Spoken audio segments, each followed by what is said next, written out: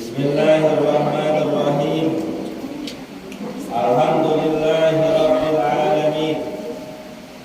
Allahumma shalli wa sallim ala sayyidina Muhammadin wa ala alihi wa sahbihi ajma'in, amma ba'du.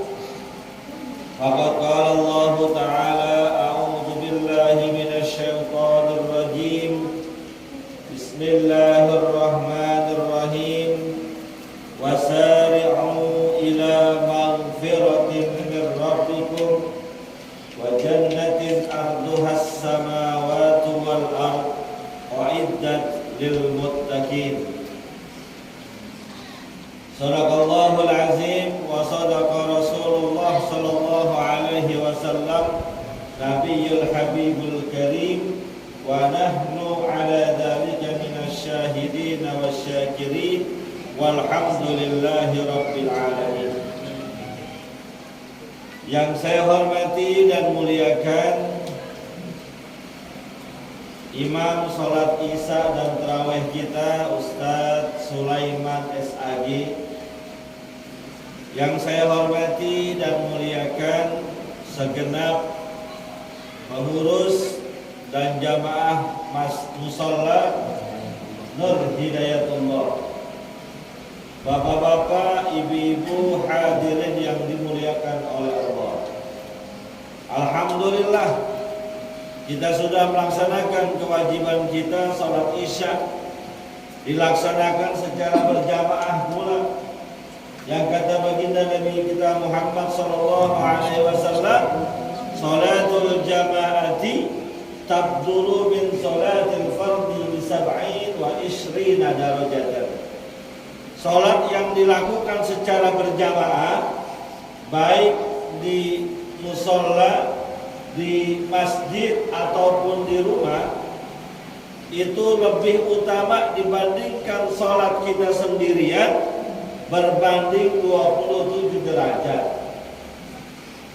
Jadi kalau misalnya ibu-ibu pengen dapat pahala sholatnya bertingkat-tingkat, ajak suaminya untuk sholat berjamaah. Bang, ayo dong bang, kita sholat jamaah bang, temenin saya.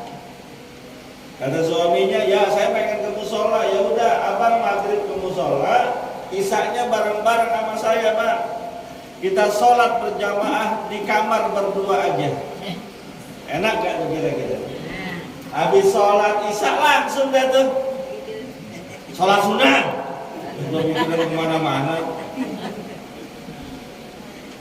Mudah-mudahan ibadah sholat yang kita laksanakan tadi diterima dan dilipat gandakan pahala oleh Allah Subhanahu wa ta'ala. Amin ya rabbal alamin. Sebelum saya lanjutkan ceramah saya pengen buat kesepakatan dulu. Ini ceramahnya berapa lama di sini biasanya? 2 jam. 2 jam. Beneran? Sekarang jam 8, berarti jam 10 baru berhenti ceramahnya. Siap? Bener? Nanti pengen banget Ustadz gila. Nggak ceramah 2 jam. Biasanya berapa menit? 15 menit. 15? Berarti udah tinggal 5 menit lagi. Bu? Mau lama apa cepat? Oh pak, ini biasanya yang lama dia.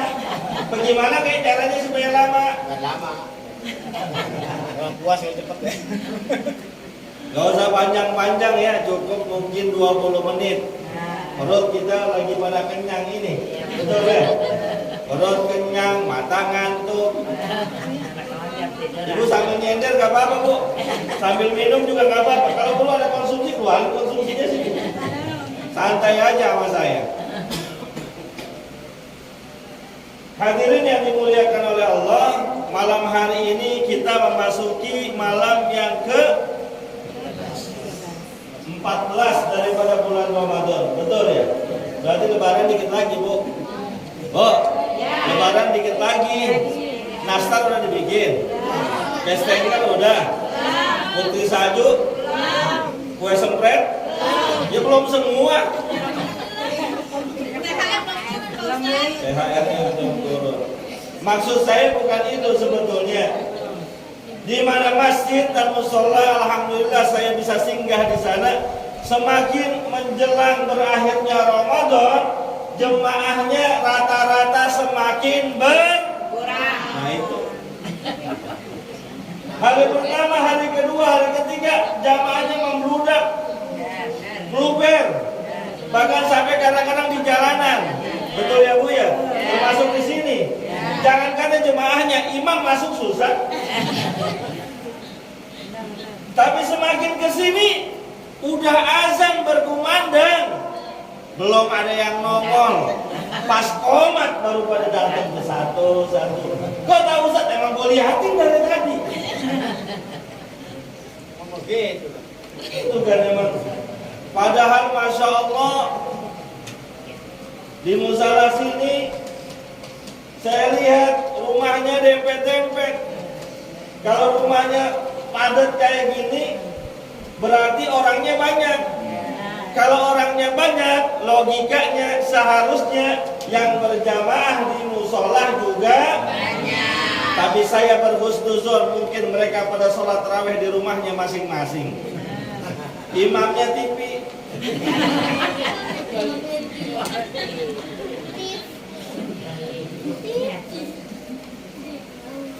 Kalau ditanya, kenapa sih nggak sholat berjamaah tarawih di musola? Kan suara azannya kedengeran. Capek banget suaranya.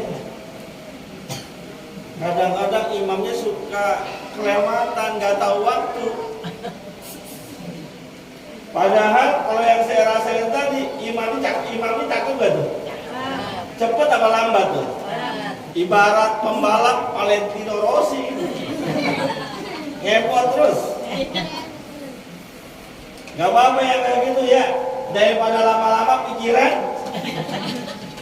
Sholat tarawih imamnya Allahu Akbar. Bismillahirrahmanirrahim. Alhamdulillahi Rabbil Alamin. Kalau begitu modelnya kira-kira yang di belakang pada pikiran gak tuh? Anak kecil juga pada pikiran. Pas rakaat kedua daripada sholat tarawihnya, Assalamualaikum warahmatullahi, Assalamualaikum warahmatullahi. Bukan jemaahnya lagi yang kabur, bilangnya pulang. Tuh imam akhirnya di sholat sendiri, bilalin sendiri dia. Alhamdulillah ya. Jadi terlalu cepat jangan, terlalu lambat juga jangan. Kayak yang viral tuh 23 rakaat 7 menit. Boleh. Wah, udah nonton tuh dia. Capek kalau yang begitu. Ya, yang kayak tadi tuh takut tuh cocok dah. Kalau perlu 30 hari Ustaz aja kan. Hayat kita.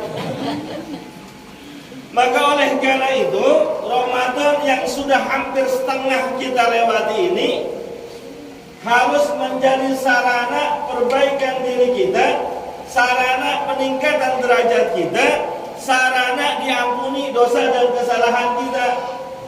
Makanya sering kita dengar ceramah daripada guru-guru kita, para kiai kita yang mengatakan Ramadan itu terbagi 3. 10 pertama rahmat, 10 yang kedua ampunan, 10 yang ketiga dijauhkan dari api neraka. Fase rahmat sudah kita lewati. Sekarang adalah fase ampunan.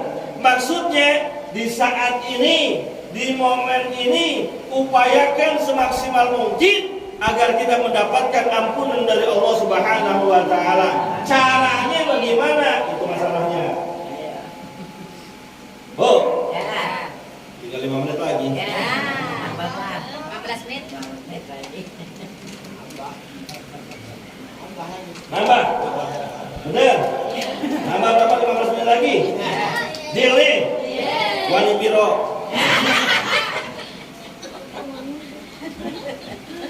Enggak Bu ya, itu bercanda doang. Enggak ada Ustadz Kiai ceramah ngarepin dibayar, enggak ada. Termasuk saya. Saya termasuk yang diomelin sama guru saya, ente nanti kalau udah dikenal orang, dipanggil orang untuk ceramah di mana-mana, jangan sekali-kali meminta bayaran di tempat ente ceramah. Haram hukumnya. Minta honor ketika kita ceramah, haram hukumnya. Terus kalau saya ceramah diamplopin, Kiai ambil. Kalau habis ceramah nggak diamplopin, boleh minta nggak? Jangan. Terus saya pulang aja, lu colek. Gak usah minta, colek aja. Atau jangan pulang-pulang. Jadi haram hukumnya mubalik, penceramah, kiai menyampaikan ilmunya meminta bayaran dari jemaahnya. Haram hukumnya. Lebih haram lagi jemaah dengerin ceramah kagak ngamplopin. Lebih haram lagi. Ya nggak apa-apa Bu, biar santai aja begini. Ya, saya tahu Ibu capek ngap-ngapan. Saya juga ngap-ngapan yang ada mudahan. Valentino Rossi dilawan. Ngebut ngomongnya. Ntar begitu lagi ya. Lalu bagaimana supaya Ramadan ini menjadi bulan ampunan buat kita? Karena baginda Rasulullah SAW menyatakan, "Man adraka Ramadan falam yughfar lahu ab'adahullah." Siapa orang yang menjumpai datangnya bulan Ramadan dan itu tidak bisa menjadi sebab dosanya diampuni oleh Allah Subhanahu wa taala, maka dia akan dijauhkan dari rahmat dan surganya Allah. Maka siapapun orangnya datang bulan Ramadan nggak bertambah kualitas ibadahnya, tidak berkurang kemaksiatannya, dia tidak mendapatkan ampunan dari Allah, rugi besar. Maka supaya kita mendapatkan ampunan dari Allah, kudu ada ilmunya. Catat, Bu, catat, catat nggak? Mana bukunya? Bu, gimana nyatetnya? Emang kita Imam Syafi'i yang ketika belajar cuma modal tunjuk doang, dia pura-pura nyatet di tangannya. Setiap apa yang disampaikan oleh gurunya nempel dengan melekat luar biasa. Tapi nggak apa-apa. Saya yakin Ibu simak baik-baik. Betul ya Bu? Kalau habis dari sini Ibu lupa materi ceramah saya, lihat aja di YouTube Bu. Itu saya lagi rekam. Ada di YouTube saya, Yunus Ustaz. Kok bukan Ustadz? Iya, Ustadz itu singkatan. Apa? Ustadz Ampan. Iya. Ya boleh kan, GRT gitu ya. Ada bilang jelek, gue tampol.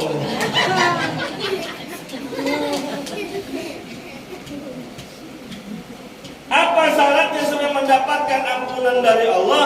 Yang pertama, ketika kita beribadah di Ramadan, baik puasanya, tarawehnya, qiyamul lailnya, sedekahnya, tahajudnya, ikhlaskan hanya untuk Allah. Dalam sebuah hadis Nabi kita Muhammad SAW sabdakan, "Man shoma Ramadana imanan wa ihtisaban, ghufira lahu ma taqaddama."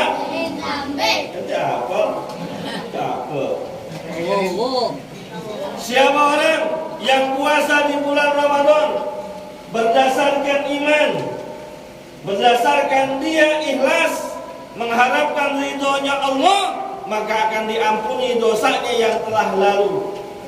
Enak kan? Enak gak? Syaratnya iman, syaratnya ikhlas, syaratnya benar-benar mengharapkan ridho Allah, bukan karena mertuanya, bukan karena istri ataupun suaminya, bukan karena tetangga ataupun saudaranya. Jadi orang yang puasanya ikhlas, di rumah puasa, di jalanan puasa. Walaupun di jalanan ketemu tukang es tebu, tahu es tebu? Masya Allah, saya kebetulan hari-harinya bertugas di Tanah Abang, Bu. Itu jam setengah 12 tukang es tebuk udah mulai giling, Bu. Airnya ditaruh di tempat kayak akuarium, dikasih es batu, keringetan dari luar. Siang-siang. Kira-kira enak gak tuh? Enak gak tuh? Tuh kalau masuk tenggorokan segar luar biasa. Kalau yang dia puasanya bukan karena Allah, daerahnya bukan daerah dia, nggak ada yang kenal nama dia, beli tuh. Beli nggak? Bang, beli dong bang. Segelas 10.000. Kalau yang rada kecilan dikit goceng. Ustaz tahu banget, udah pernah beli apa? Ya, suzon aja sih. Gue nggak beli, cuma dibeliin. Kalau orang yang ikhlas puasanya karena Allah, walaupun di perjalanan banyak warteg buka,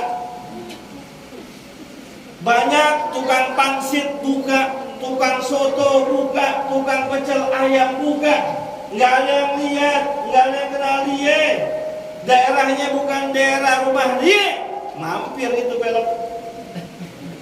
Tahu-tahu motornya kayaknya miring kiri aja.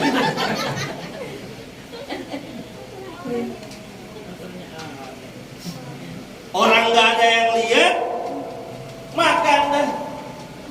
Soto ayam nasi setengah, minumnya es teh manis. Soto ayam sama nasi setengah 17.000, es teh manis 3.000, 20.000 sama kerupuk atuh 22.000. Bilang lagi gua beli, awas nih. Gue tukang jajan. Kenyang perutnya. Mulai dari dia dinas lagi. Yang biasa ngojek begitu tuh. Mohon maaf ya, saya bukan jelek-jelekin tukang ngojek, bukan. Cuma emang yang di jalanan yang saya sering lihat tuh yang pakai jaket warna itu tuh. Kadang ada yang pakai jaket hijau, kadang jaket kuning. Saya nggak sebutin mereknya ya, karena masuk YouTube, tapi enak diiklanin. Cuma yang saya lihat begitu tuh, tukang ojek online mampir di situ, nyari duit sih, pulang sampai rumah ngomong sama bininya, panas banget nih hari ini mah, ayo mau rebahan dulu dah. Kalau udah maghrib bangun ya. Pas azan maghrib, buka puasanya paling banyak. Es teh manis gitu Pak. Gorengan tahu 3, bakwan 2, lontong 3. Belum bihun, plus kolak. Terus putu mayang. Tahu putu mayang? Tahu di sini ada pabriknya saudara. Saya berapa kali ceramah sini suka ada putu mayang. Tahu nih malam ada makanya ini. Ada diskusi ya. Lewatan tuh ya. Gimana ini urusan? Ya saya nggak mau memaksakan karena kita sesuai kesepakatan aja. Lanjut apa enggak nih? Lanjut apa enggak? Lanjut. 1 Bu. Niat ikhlas karena Allah dalam beribadah. Apapun itu termasuk tarawih. Ikhlas karena Allah. Bagaimana ikhlasnya? Siapa kayak imamnya? Nggak peduli datang juga. Diajakin sama tetangganya, kok lu terawih nggak? Emang ini malam giliran Ustaz siapa nih? Ustaz Sulaiman. Kalau Ustaz Sulaiman aku mau dah. Enak sih ya bacaannya, pasnya cepet. Kok terawih nggak? Giliran siapa? Ustaz Ahmad. Ya dia. Panjang bacaannya. Gua di rumah aja dah. Sama aja kan, perempuan kan bagusnya sholat di rumah, pakai dalil lagi. Emang dasar aja nggak mau sholat berjamaah. Jadi ikhlasnya begitu tuh. Siapapun imamnya, dimanapun keberadaannya, tetap puasanya jalanin yang benar, tarawihnya jalanin yang benar. Alhamdulillah nih saya lihat perempuannya agak banyak. Ya terus bertahanin sampai nanti akhir Ramadan. Yang kedua, bagaimana supaya keluar dari Ramadan kita mendapatkan ampunan dari Allah Subhanahu wa taala. Ketika di bulan Ramadan ini jauh-jauhin maksiat.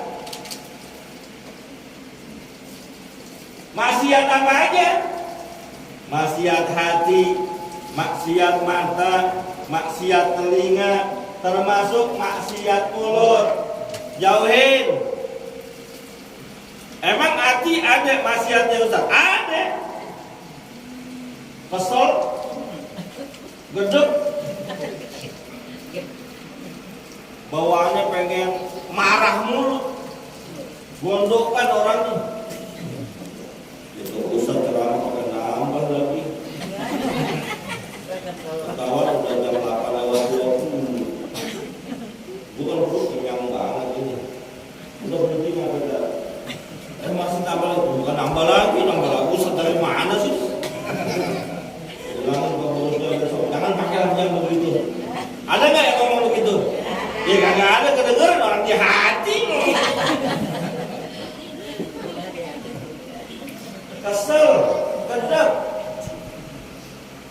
Lalu timbullah rasa marah.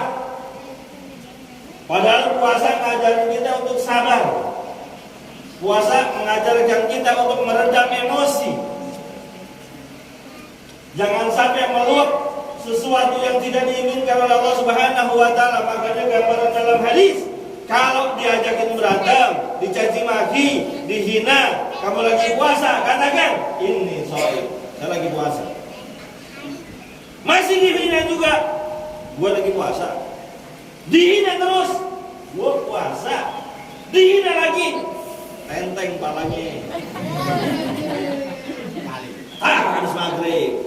Itu.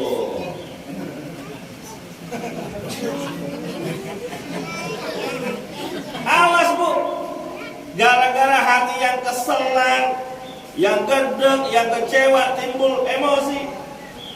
Suami pulang gojek, kesebut tadi.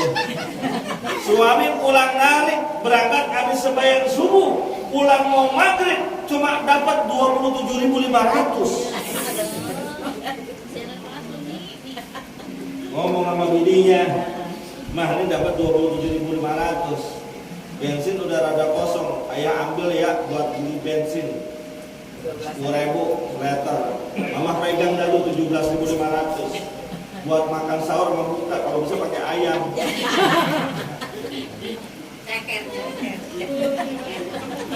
Kesel nggak tuh istrinya?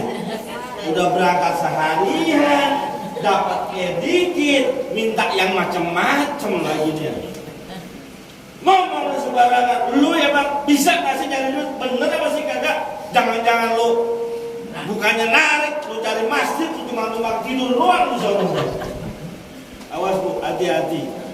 Jangan nodai puasa kita, jangan rusak ibadah kita dengan emosi yang tidak terkontrol.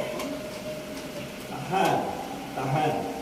Apalagi udah mau dekat lebaran, ya Allah. Bayaran sekolah double. Sekolahnya minta bayaran bulan April dan Mei. Ya emang biasanya begitu sekolahan, lagunya begitu sekolahan emang. Betul nggak? Saya ngajar, dia ngajar itu lagunya. Sekolahan minta sumbangan buka puasa bersama. Ada yang begitu? Betul ya? Plus tagihan buku paket. Baju lebaran belum dibeli, anak 7.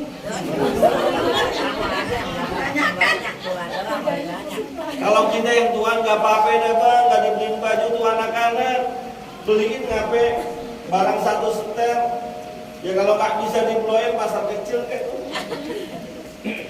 Ya kalau 100.000 satu orang kan 7 orang 700.000. Pulang pak, pulang barang. Mana orang tua di kampung nyuruh kita pulang lagi mudik, duit belum kelihatan, emosi nggak terkontrol aja. Jadi jangan nodai puasa kita dengan maksiat, baik yang keluar dari hati kita, juga mulut suka menghina orang, ngomong sembarangan. Mohon maaf ya, ini anak-anak bocah nih. Kadang-kadang karena yang dilihatnya sesuatu yang gak pantas, tontonan yang tidak mendidik, Anak segini nih manggil temennya enak banget. Oh, jangan ngikutin ya, gue cuma nonton doang. Jing, mau mana Jing? Mohon maaf nih, lu jangan ngikutin. Nyontoin doang. Yang satu bilang, gua mau ke depan nyet. Ya. Yang satu Jing, yang satu kebun binatang semua urusannya. Awas nih. Itu walaupun ngomongnya nggak pakai emosi. Ada lagi orang ketika emosi, ketika marah, mulutnya tidak terkontrol. Ngatain orang seenak udelnya aja. Padahal baginda Rasul mengatakan, laisal mu'min bit-ta'an walal la'an walal fahis walal badi. Kalau yang benar orang beriman, gak boleh tuh orang beriman mencaci maki, melaknat, menghina, memaki. Karena itu bukan pribadi orang muslim. Itu bukan pribadi orang beriman. Mohon maaf, kalau ada di rumah kita, tetangga kita, kerabat kita, sahabat kita, suka caci maki orang, menghina-hina orang, ngejek orang, maki-maki orang, berarti imannya nggak sempurna. Termasuk kita. Jadi puasa ngajarin kita untuk benar. Dah, jangan lama-lama. Ibu belum masak buat sahur. Ya, tadi masak sebelum maghrib buat bukaan doang. Kan kalau masak belum puasa kan cara habis. Habis terawih, dia rendam tuh song-songan magic jar-nya. Ntar jam 2 bangun dibersihin baru masak nasi. Ini tadi baru dicabut doang kalau belum direndam, betul kan? Tapi ngaku aja. Di rumah gua juga begitu soalnya. Ya mudah-mudahan Allah berikan kita badan sehat, umur panjang, agar bisa terus beribadah di bulan Ramadan ini dengan sebaik-baiknya. Terima kasih atas kesempatan yang kami berikan. Mohon maaf, itu ridho illa bismillah.